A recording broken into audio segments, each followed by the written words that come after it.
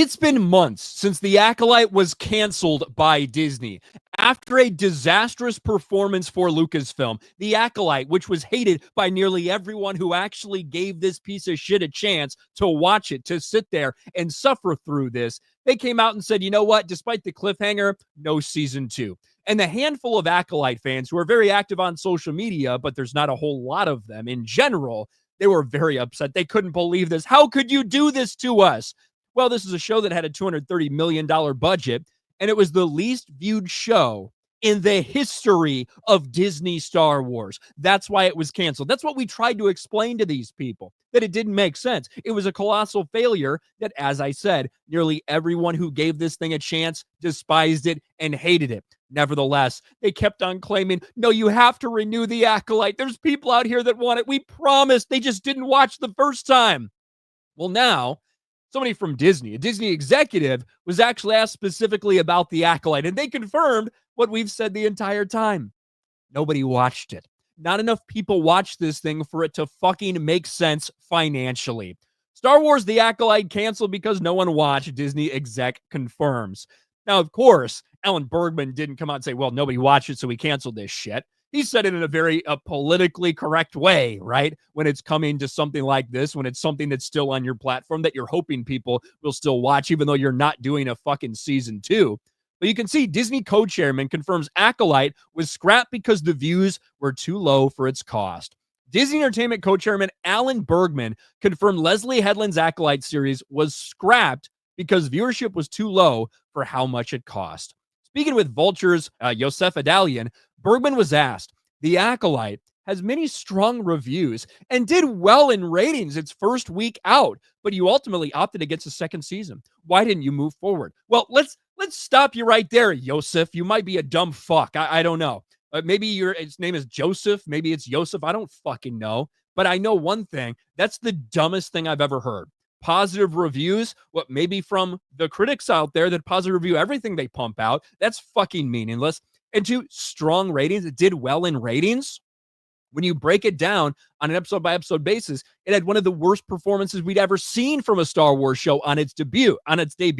Of course, it had 2 long episodes to help pump up that runtime, but it wasn't impressive. And what happened in the immediate aftermath of that debut? It completely fell off a cliff as viewers fled the show.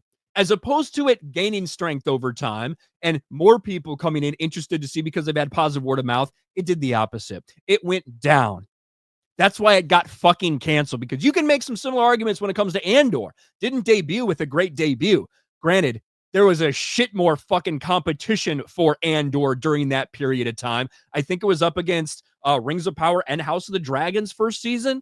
I think that's the time frame in which it was released, whereas Acolyte had nothing to compete with on streaming. Nevertheless, Andor gained viewers over time. Acolyte lost viewers over time and became the least watched Star Wars project in history.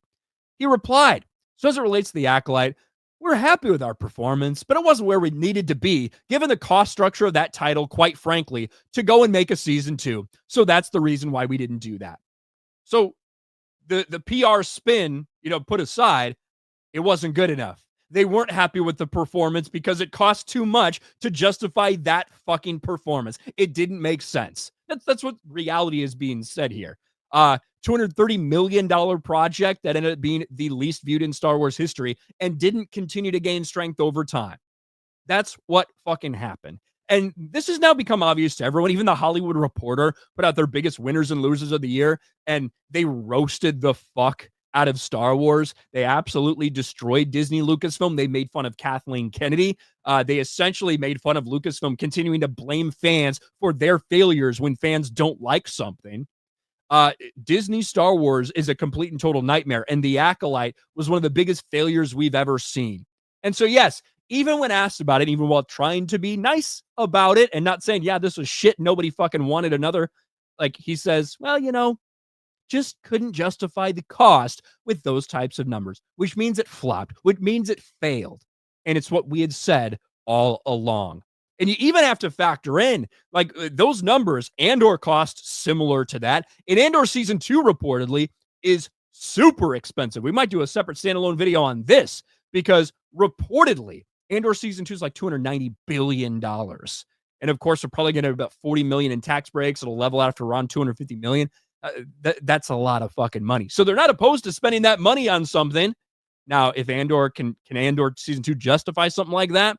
They must feel based on the performance of the first one it can. But holy shit. When it comes to the Acolyte, they know that would be throwing good money after bad because no one wants more of this shit.